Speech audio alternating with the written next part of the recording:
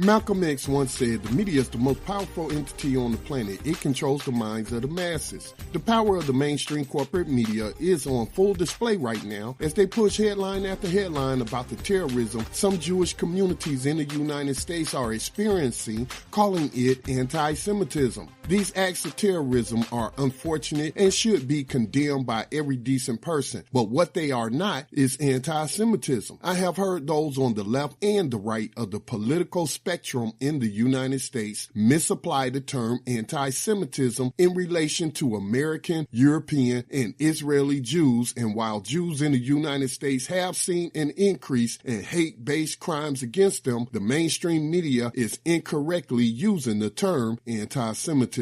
Recently, Republican Rick Santorum, in trying to deflect accusations of anti-Semitism, claimed that if anyone is to blame for a rise in anti-Semitism, it is those people on college campuses who are Muslim or pro-Palestinian. It is possible he is referring to the BDS movement, and more on that later. What Mr. Santorum seems to not know is that the Palestinian people under occupation by the Israelis are in fact Semites according to the definition of the word Semite. The term Semitic most commonly refers to the Semitic languages, a name used since the 1770s to refer to the language family currently present in West Asia, North and East Africa, and Malta. The Semitic languages are a branch of the Afro-Asiatic language family originating in the Middle East and Africa. Semitic languages are spoken by more than 330 million people across much of Western Asia,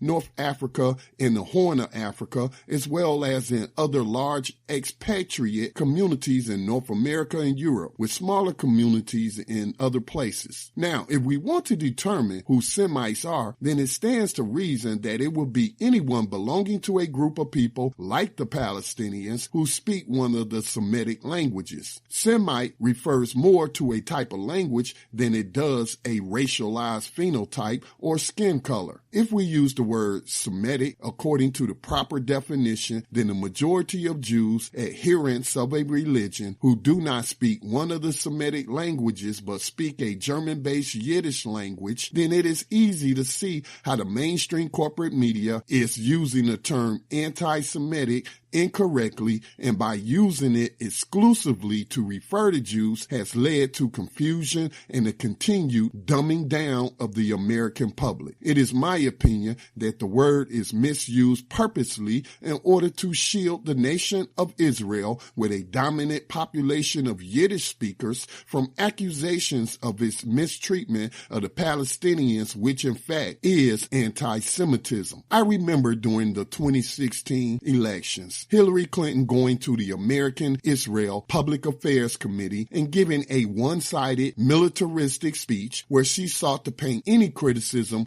of Israel's atrocities against the Palestinians as anti-Semitism, when again, in fact, it is the Israelis who are the number one anti-Semites on the planet. Clinton went as far as to demonize the boycott, divestment, and sanctions movement, which is globally aimed at ending apartheid in Israel. She sought to make it seem like those standing up for the human rights of the Palestinians are criminals. Never mind the fact that the Israeli government practices apartheid and engages in racist terrorism against the black Jewish communities inside of Israel, something Clinton has never addressed even after admissions of the Israeli government that it engaged in ethnic cleansing of the non-white Jewish Ethiopian community, cutting their population by half over 10 years. Do not get me wrong, Jews suffer from hate-based crimes, but it is based on their religion, Judaism. If anything besides terrorism, it is religious bigotry. The fact that the corporate media can get away with misusing words in a way that have nothing to do with their true definitions shows you the power of the media to control the minds of their clueless victims, and further shows how ignorant people are in the United States. Now, apparently, their false accusations of anti-Semitism have expanded by calling those who use the terms globalism and and corporate media anti-Semites. This is pure media manipulation, and the masses of people continue to fall for it without ever once using a dictionary to actually look up the meaning of these words being used incorrectly by the corporate media. It is the epitome of intellectual laziness. We can condemn religious bigotry and terrorism directed at the American Jewish community without incorrectly calling it anti-Semitism. The mainstream corporate media does not get to change the definition of words for those of us who know better. This has been Scotty Reed with a Black Talk Radio commentary. Support independent media today with a donation to the nonprofit media organization Black Talk Media Project.